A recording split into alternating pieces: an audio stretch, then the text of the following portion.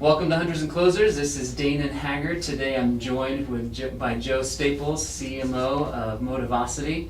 Really excited to talk with you, Joe. Thanks for joining. Thank you.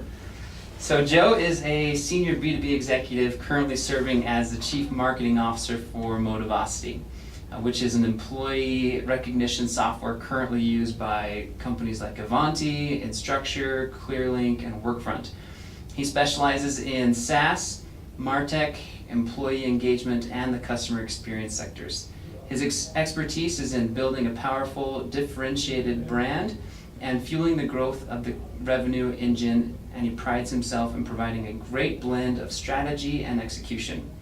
Joe has built demand generation teams from scratch, which I'm really excited to talk about today, implemented strong digital marketing campaigns, and has led a marketing team that delivered 90% of all sales opportunities for the company. That's just unprecedented. So just really excited to talk with Joe today, get his perspective, and how that will help all of you sales and marketing individuals in your hunting and closing large, big deals. So thank you, Joe, for joining today on the podcast. You bet. Quite an introduction. Well, you created it, right? I mean, it's your life. So if I asked you, what do the words hunter and closer mean to you? What would you say? Well, certainly on the hunting side, it's goes back to establishing brand up front, and then moves through the sales cycle, looking at demand generation, personal relationships, establishing a social footprint that will allow you to do social selling. So I think that one's certainly a very, very broad one. The closing one seems to be a bit more narrow in my mind, and that is, once you've got somebody, once somebody is interested, how do you turn them into a customer? How do you monetize them? Yeah, thank you. So with that in mind, you have created from the ground up and managed, very large organization of ADMs, BDRs, SDRs, whatever you want to call them. When, in your mind and in your experience, I want to dig into the relationship between an SDR and an AE. When do they flourish? When do they work best, the two together? Well, I think it's changed a bit. I think early on, they could operate maybe a little bit more separately, because it was, those BDRs or ADMs just doing pure outreach. So they were just trying to engage somebody that they could hand off as a qualified opportunity to a salesperson. But today, nobody picks up their phone. Email either gets filtered out, or the ones that don't get filtered out get ignored. So now I think you've got to establish a relationship and a pretty strong common game plan between the ADM and the AE, where they decide, what are we going to do? Who are we going to go after? How are we going to go after them? What's my role? What's your role? And really create quite a bit more of a strategy around trying to secure those leads than just the old dialing for dollars or email blasts. It's a lot more targeted, you're saying, if you have this territory, just owning the territory together, right, and building out this plan together of how you're going to attack. Yeah, I think the one distinction, a lot has been said around account-based marketing and, targeting who you want to sell to. The challenge with that is they may not want to be sold to. They may not be in a position or in a cycle where they're looking for a product like yours. So I still think there's a big distinction between active demand and latent demand. And so one of the responsibilities that I think marketing teams own is how to find those people that are in active demand cycles, people that are looking for a product like yours or looking to solve a problem that your product solves. And I think the distinction is those are the ones that are going to be the most fruitful. The bigger fish, as you define an ABM strategy and really go after companies that you think make sense as potential customers for you, I think those are a bit more of the additive pieces. Those are the things that really can propel a company. But if all you're doing is trying to generate demand from latent demand opportunities, I think that's a tough road. Have you seen, so talking about a tough road, we always learn from our failures. Have you seen instances where the relationship between the AE and the SDR did not work out? And what did you learn from that? Yeah, I think a lot of it has to do with trust. And salespeople recognize that they own the number. At the end of the day, they're the primary owner of the number.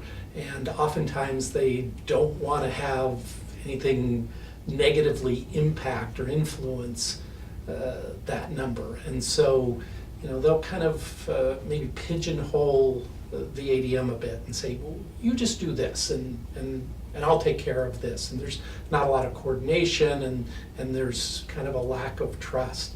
And that just doesn't work. It just kind of disintegrates. The greatest examples are when there's trust between the two individuals, when that AE is understanding that the ADM has a role to play, even though an ADM is typically more of a junior associate, less experienced than an AE. They recognize that they're going to add value, that they need them, that they can't get to their number without them. And so they put that trust in them, they help tutor them, they mentor them, they train them, they work closely together, and that's when I think things flourish. That's great insight. So if you were looking at building a new SDR team, as you've done in the past, what are the skills that you found that are most important for an SDR? What do you need to have to be a good SDR? So probably the thing that I would discount or take off of the table is that you have to have had SDR ADM experience in the past. I think you're looking for somebody who's got the temperament and ability to be very outgoing. They're creative in kind of their ways to solve problems and approach people. They're willing to experiment. They're not going to get down when they get, when they go through a lot of rejections. I think if you can find the personality type, you can teach them the skills of how to have a conversation, what the product does, how the product can solve various problems. Those are all things you can train. I think that the core attributes that you're looking for is that personality type right. One other thing is I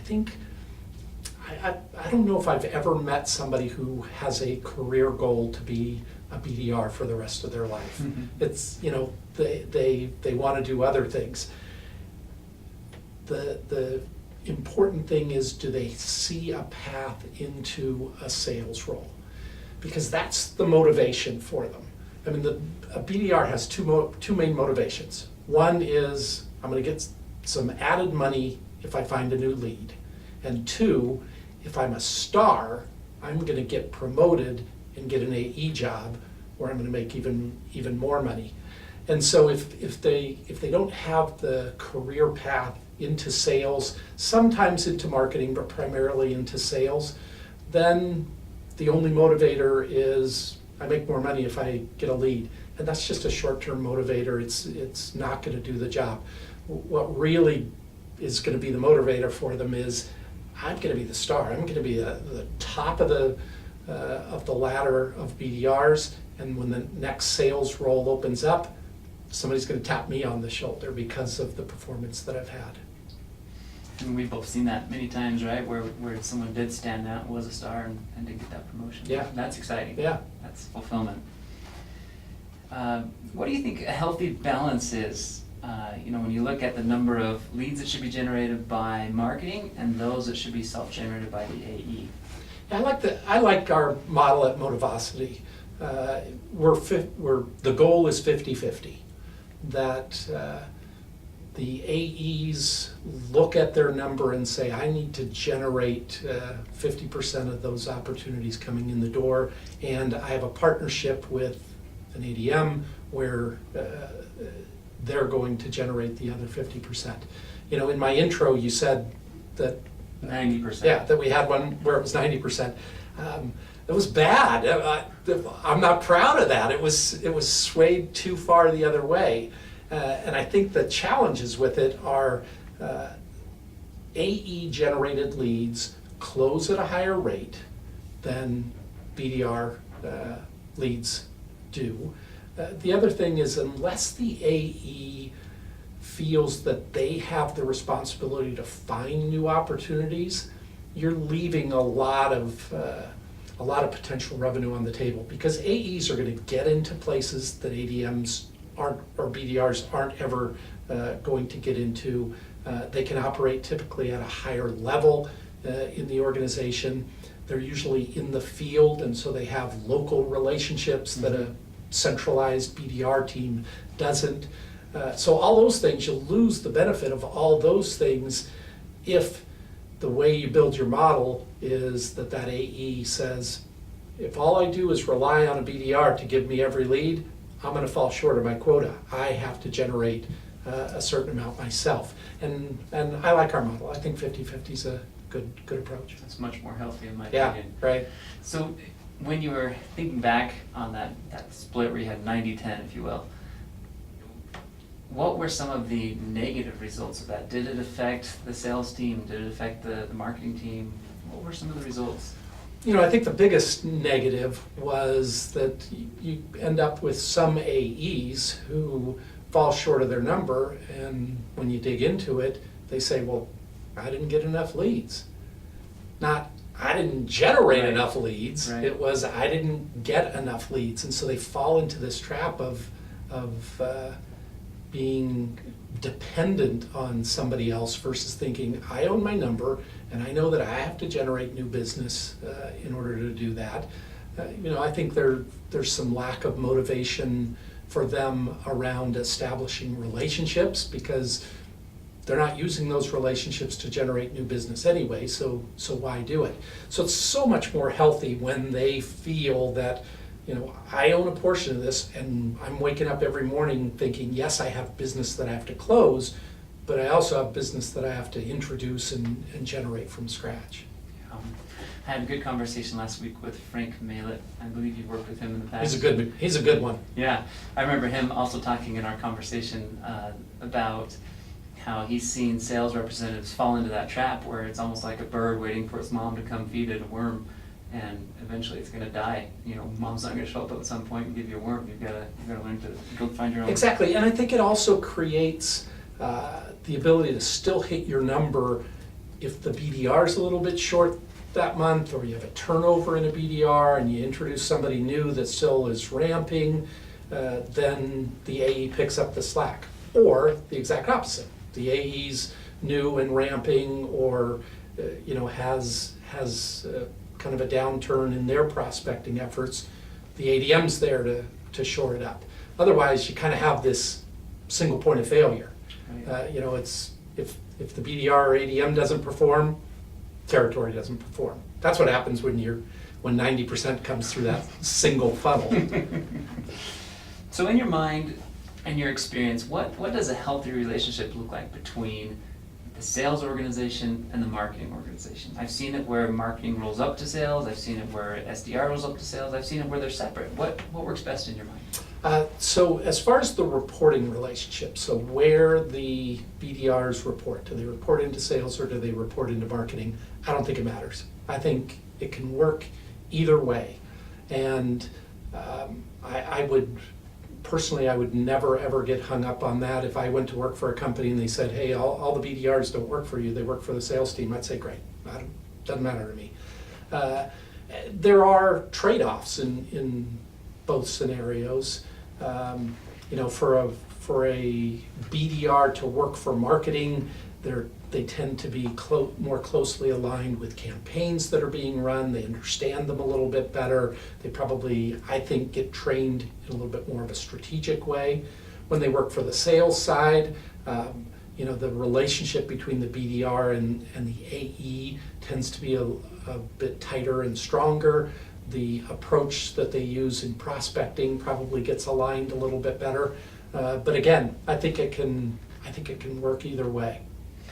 So you've said in the past, I read an article of yours, when marketing and sales act as partners, they are better able to share their story with leads and turn them into customers, who then become raving fans. A senior marketing leader who doesn't have an intimate knowledge of how the sales process works is going to struggle. Can you elaborate a little bit upon that? Yeah, so that I think takes, let's take the BDR team and kind of set them off to the side. Now we're talking about sales and marketing and how they work together. There are a lot of marketers that just don't understand the sales process. They've never been in a sales role. They look at it much more as kind of a generic, broad brush approach versus, specifics and how somebody moves through the funnel. And so I think a lot of it can be solved, but oftentimes isn't solved by marketing people getting into the sales process. Follow a salesperson around, fly to a territory and get in the car with them, and don't think that you're there to contribute. You're there to learn, and you're just watching how it works, what customers object to, where stumbling blocks were for a prospect. And then I think those marketing people are then armed and able to go back and really dig into, all right, now let's tweak or change the way we market, because now I have a better understanding of how customers and the sales process actually works. How do you align your KPIs, if you will, with sales and marketing so that they're both there to benefit the bottom line of the business? How do you do that? I think that's a tricky one. The easy answer that I think some people jump to is you both own the number. You both own that end number. The challenge with that is BDRs struggle because they feel that so much of their compensation is now out of their control. So yeah, I own an end number, but there may be a sales cycle that's 180 days. I'm reliant upon how good that salesperson is at closing the deal. So I think you can tie some compensation to a total number, but BDRs need to make money based on a qualified opportunity. Sales and marketing agree to what that qualification is, and when the BDR brings in something that fits that qualification, the cash register rings and they get some compensation for it.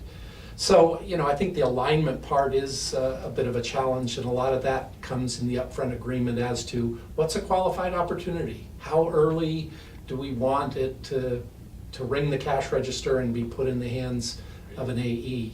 I learned a long time ago that putting more opportunities in the hands of a salesperson isn't necessarily a good thing.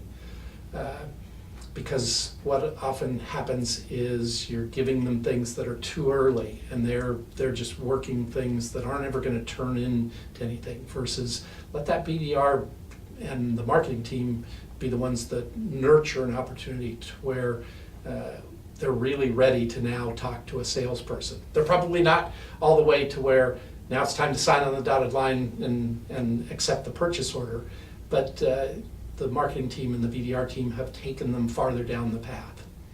I think that's a valid point. I've seen experiences where the lead comes across and they forget who they're even talking with, or it's just not, they're interested maybe a year from now, and most oftentimes the sales representative doesn't invest themselves into that lead and lets it go by the wayside, whereas a marketer could put it in a drip campaign or something like that. Yep, really good point. Yep, really good point.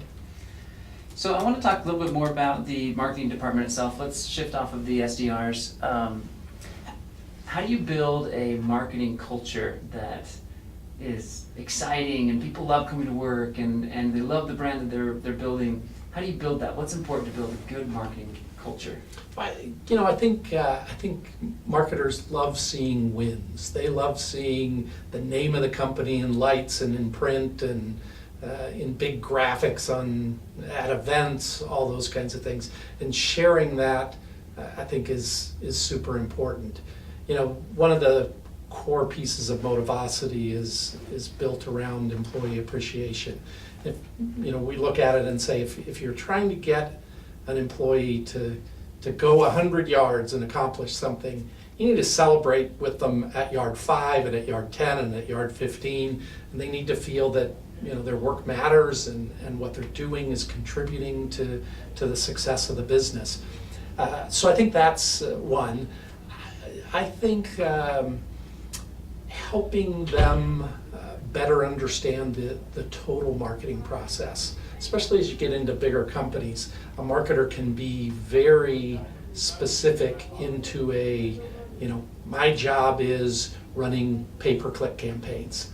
If that's all they feel that their job is, then they kind of run out of gas pretty quickly. Yeah, but if they see that their pay-per-click campaigns generate this many top-of-funnel leads, which then translate down into opportunities that go to sales, which, if you can come back to that employee or that group with information about, hey, we just closed this deal and it came from your pay-per-click campaign, I mean, those are the things that'll light up a marketer.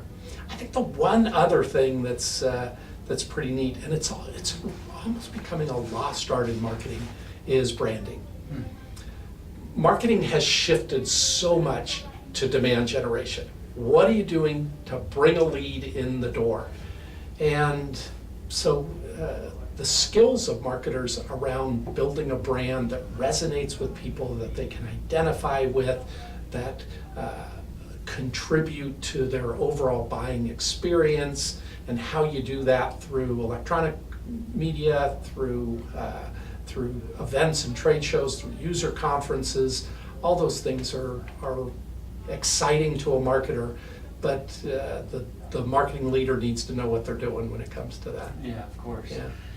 Do you think that shift from not being great at building brands is because of social media or things like that? Or do you think it's simply because the board members are more greedy and want more money? I think it's the sales pressure.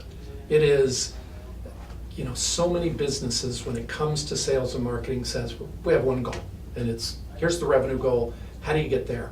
And then you get, certainly a sales team driving backwards from that number and saying, I need this many opportunities. And before you know it, the marketing team says, all right, we're putting every dollar we can to try and hit that opportunity number. The problem with it is it's a short-sighted view. Branding has a long tail to it.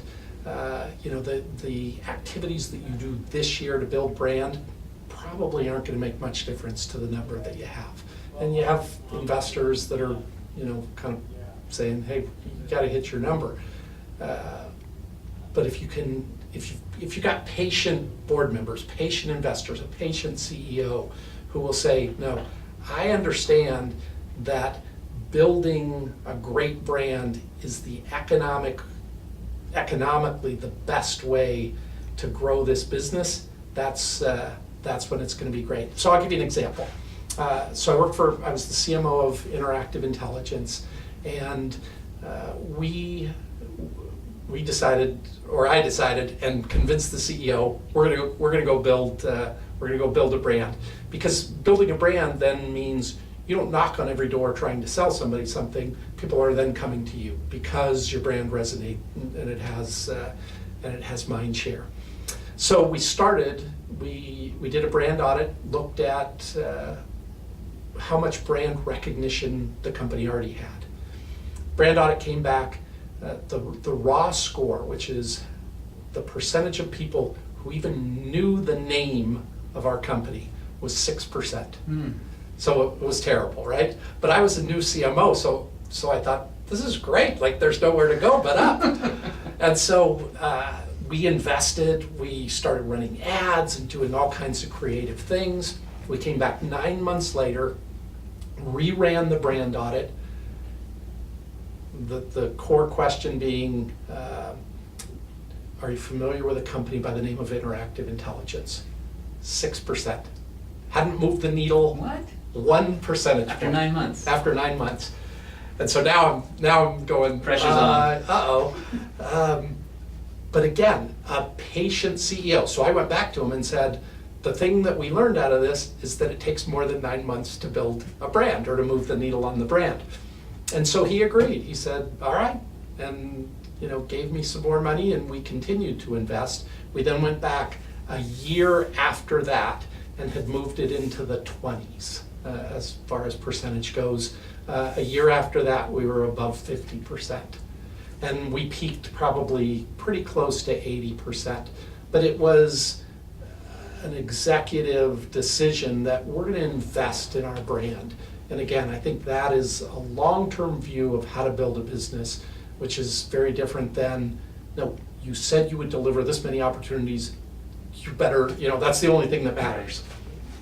Do you, long-term, do you think you get a better ROI on your investment building the brand like that? Absolutely. Long-term, absolutely. Short-term, there's some pain because, we would take, let's say we took $1 million and invested it into brand. You can generate a lot of leads for $1 million. But again, the challenge is if you have no brand equity, if people don't know your brand, it's hard. Your salespeople may have the best, absolute best product, and they're trying to get into a business, and that business goes, I've never heard of you before. And the thing that prompted us to take a brand strategy at Interactive Intelligence is right after I landed that job, I went and asked just about every salesperson. I said, I'm the head of marketing. What can I do for you? And their answer was, take away the objection, I've never heard of Interactive Intelligence before. And I thought, okay, if I get rid of that, then you've got a great product, you've got the sales skills to sell it, I need to do my job. That's great. That's a great story. And that was one that I had pulled up from your history, and you kind of beat me to the punch, but I'm glad that you gave us all the details on that. Thank you. So in your marketing career, did you ever miss any of your quarterly KPIs? And if you did, how did you that should ask, affect you did I ever mentally? hit any of my KPIs? So what's the second part of the question? So how does that affect you mentally if you miss your number? And what do you do to ensure that it doesn't happen again? I think you sign up in the very beginning as a marketing executive that this isn't a foolproof game. You're going to miss things. Things aren't going to go your way. Everything's going to look great, and all of a sudden, some hiccup's going to happen right in the middle. You're going to go to an event that you think is going to generate 500 opportunities, and it generates 50 opportunities because you picked it wrong. So I think experimenting is part of the deal. I can remember a $400,000 campaign that I put together. I thought it was brilliant. I don't think we sold one thing from it. It was just a flop. But I didn't know it was going to be a flop, and I look at the other ones and say, if I was overly cautious, we wouldn't have done some of the ones that did pay off really, really well. So I think you build the best plan that you can to get to the number that you think you can get to. You constantly experiment, and you constantly look at tweaks that you can make and things that you can change to get there. But with the realization that you got a job to do and you better hit the number, but there's going to be hiccups. You're not going to get it every time. Yeah, I think the key is you realize that, right? Just like you said, you experiment different things, and you bring in the best minds, that you can, and work together and do the best you can. Right? Yeah, And and then hope you don't have that $400,000 flop. We used an outside agency. It was a brilliant campaign. Well, I'm sure it was up to par. So I've had a lot of experience with different sales representatives that have such a varied perspective of their personal online presence. What are some online practices, best practices that salespeople should practice, on their online social media that can help them with the bottom line? Yeah, this has been fascinating, and it's probably been something that I've been real actively engaged in maybe for the last 5 or 6 years. Top of the list is recognize that everything is visible, that you're not going to hide anything. So don't think, well, I've got my business persona over here, and then I'm going to put all this, crazy fun stuff over there. It just doesn't work that way. So I think, don't do anything dumb.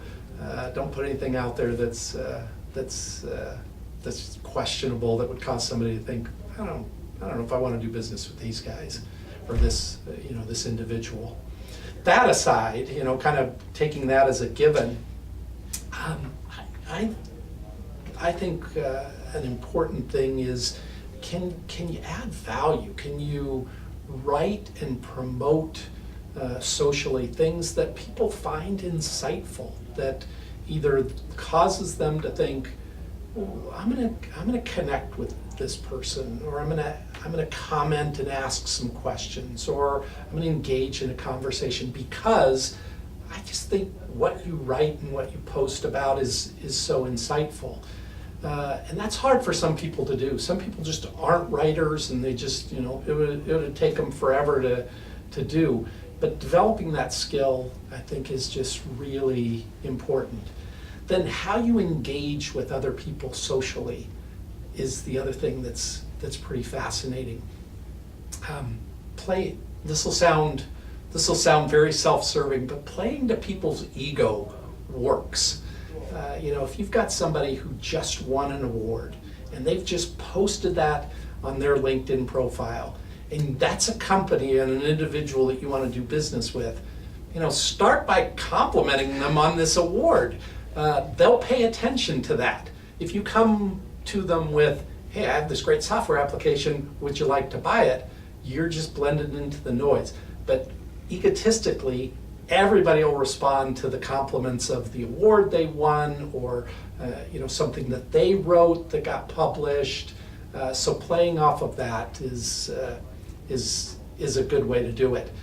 The other mistake that way too many people make is looking at social media as a very short-term way of engaging with people. So of all the invitations that I get on LinkedIn, I don't accept a real lot of them, and if it says that they're an AE or a BDR, I'll rarely accept them, because what inevitably happens is we connect, and 5 minutes later, here comes the, hey, we have this great software application that we'd love to sell to you. Compared to compliment them, engage with them, share a piece of content with them, connect with them, share another piece of content with them, have a relationship, and then once that relationship's there, then at the right time you can come back and go, Dean and what are you guys doing for employee engagement? What have you found useful? We have an application, blah, blah, blah, and then there's a relationship involved. Yeah, that's valid advice, and it's worked so well in my past, and I've seen it work with a lot of other AEs. You just got to build that relationship rather than pounding them and trying to get them to buy your product immediately. Right. Completely agree. One last one is get a good profile. A lot of people shortcut that, and they post where they work. I got a list of where I worked, and I got a picture of the last time I went on a hike or something like that, and I think I'm done. That's not going to engage somebody. Most people, when they get outreach from you, they're going to go hit your profile. They're going to go, who is this person? What are they like? And if they see things that you've commented on, articles that you've published, a nice description of who you are and the value that you deliver, maybe a better description of what the company does that you work for, they're more likely to engage with you. Yeah, it's always eye-opening sometimes just to Google yourself and see what comes up in the search results. Yeah, what do I have? I have a baseball player from the 1800s, Joe Staples. I have a guy that was in World War II, Joe Staples, that I think lost his leg.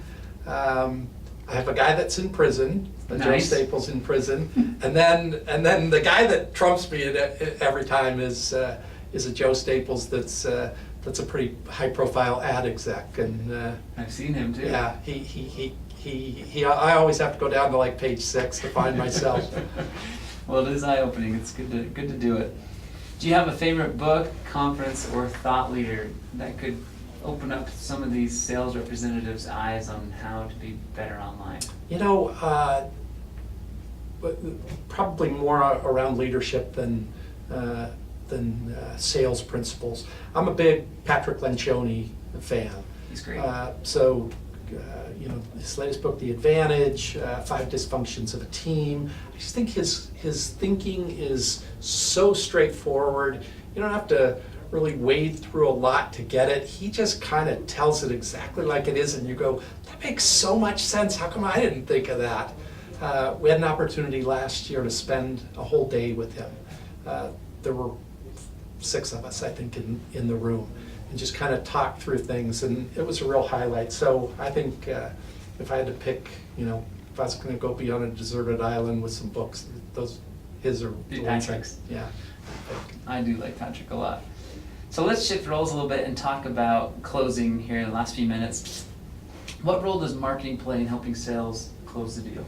Yeah, really, marketing plays a strong role, and a lot of marketers don't understand that. A lot of marketers gravitate to top of funnel only. But for a marketer to look at the entire sales cycle and say, okay, part of my job is top of funnel, identifying and bringing in new opportunities, but what do I do to move those opportunities through the sales cycle? So do I have mid-funnel content that helps somebody to better understand what our product is? Do I have a champion kit that says, once I've sold my primary contact, I know that primary contact has to go get the CFO to say yes, and maybe the CEO to say yes, and other people that are involved in the decision. Am I arming him or her with content and ammunition to go in there and champion the product? So that mid-funnel piece is super important. And then I think at the very back end, when it's time to close a deal, for a customer or prospect to think that they're going to have marketing support when they launch, when they introduce the product into their organization, can go a long way as well. I found a quote from one of your other articles. It says, leads may be initially attracted to an organization through thought leadership content, but as they move their way through the buying process, as you just talked about, the sales team needs sales enablement messages that meet leads where they are. How do you determine the right sales enablement messages that need to be crafted for the team, the sales team? So some of it is based on, back to that active and latent demand.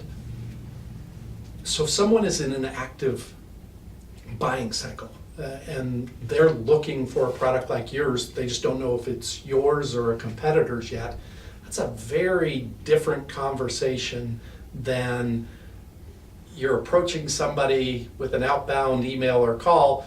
They're not even thinking about it, whatever you're pitching to them. And too often, both marketing and sales organizations think that one size fits all, and they'll group those two together and just go after them in the same way. So I think that's a good example of enabling sales to understand where that buyer is in their process, active or latent, and how you approach them. And then as you move through the buying cycle, helping them understand that you're not done when you have your champion saying, I love this, I am going to go propose this. Great, how are you going to propose it? When somebody objects with this objection, Mr. or Ms. Champion, what are you going to say? Too often, you see the champion run up the hill and they're half invested, and somebody says, what would we do that for? And they say, yeah, that's what I was thinking. What would we do that for? And the deal dies. And so I think marketing plays a really significant role in enabling sales to be able to know what are those stages and what's the messaging to use in each of those stages. That's great. Can you think of an experience when, as a CMO, either here at Motivosity or another company you've worked at, where sales was able to engage with you and leverage your skills or your background to help close a deal? At Workfront, one of the big benefits that I had, and this is probably a cheater's answer, is we sold to marketing teams. So I was able to go in as a resource and say, well, here's how we use Workfront inside of our marketing team to accomplish this, this, and this. And that would resonate with them. That's probably a luxury. So if we look at Motivosity or interactive intelligence, where we're calling on non-marketing teams, frankly, I think sometimes the marketer can bring just added credibility to what the salesperson is telling them. Certainly, as a C-level executive, I've got the opportunity to sit in front of customers with some credibility around just what my title is, and talk to them about plans and have them feel that, okay, these are solid plans. These aren't the infield territory salesperson telling me this. I've got an executive who's confirming everything else that I've heard. I think those can be beneficial. In my career, I've closed several multi-million-dollar deals, and it was always best when I could bring in a whole team of sales, marketing, operations, the whole team together, and we all worked closely on how are we going to get this done, how are we going to champion this through. And I think that if you can have that collaboration where you've got multiple minds in the room working together, because everyone's going to have different backgrounds, different connections, things like that, I think it's really, really beneficial. And I think too often the customer can look at, if their single point of contact is the AE, they just question, well, what if something happens to you? Or, I'm kind of trusting everything that I've heard. I'm placing all my trust in one person. If everything they hear gets kind of triangulated with other points of view and they're hearing it from other people, I think their comfort level with a big decision is quite a bit easier. Yeah. As a chief marketing officer, how would you recommend sales professionals then engage with their marketing departments or their marketing leaders to help them when it makes sense? So two things come to mind. One is the personal relationship between the AE and their assigned BDR. Best example I ever saw is we were at a sales kickoff event, and they're doing raffles, and they're drawing names for prizes. And they draw a name, and it's the AE. And I remember he won a drone. And I thought, wow, that's really cool. And he walked up, and he picked up the drone, and he walked back down, wove his way through the tables, and he set it in front of the BDR. And then went back and sat back down. And I thought, I don't know what the drone cost at that time, but I thought, that BDR will do anything for that AE now. Versus sometimes, the relationship can be a bit adversarial, and the BDR doesn't really think the AE cares much about them. So I think that building those kind of relationships, doing any of those kinds of things that are impactful, is one thing that's important. The other one is, and this goes back to one of the times that you and I worked together, too often the salespeople, they stand back and they go, yep, I'm not getting enough leads, or I don't, there's not enough business, versus coming to the marketing team and saying, what can I do? What can I do in my territory? What can we do together in my territory? My pipeline is smaller than I hope. What can I do? And I've had some that are just relentless, like they're in there every day asking me what they can do. I never felt that they were oppressive or crossing boundaries. I always thought, those are the ones that are going to go do something with the work that I as a marketer does. So that whole, be the squeaky wheel, be the one that's in there asking questions, making suggestions, even if the suggestions don't get agreed to. You then develop kind of this working relationship around a specific territory. Yeah, I appreciate that. That is great. And then the last question I'd like to ask is leadership. So this is just surrounding leadership. You've had many leadership responsibilities throughout your career. Do you feel that leaders should be feared or respected, and why? That's a softball question. Have you ever had anybody say feared? I have. Really? I have. Wow. I didn't think those people existed. Yeah, I definitely think it's respect, and I think the respect comes from other members of the organization that look at that individual and they respect their knowledge, they respect their experience, they respect their ideas, they respect their integrity, they respect the way that they collaborate. All of those kinds of things just come into play.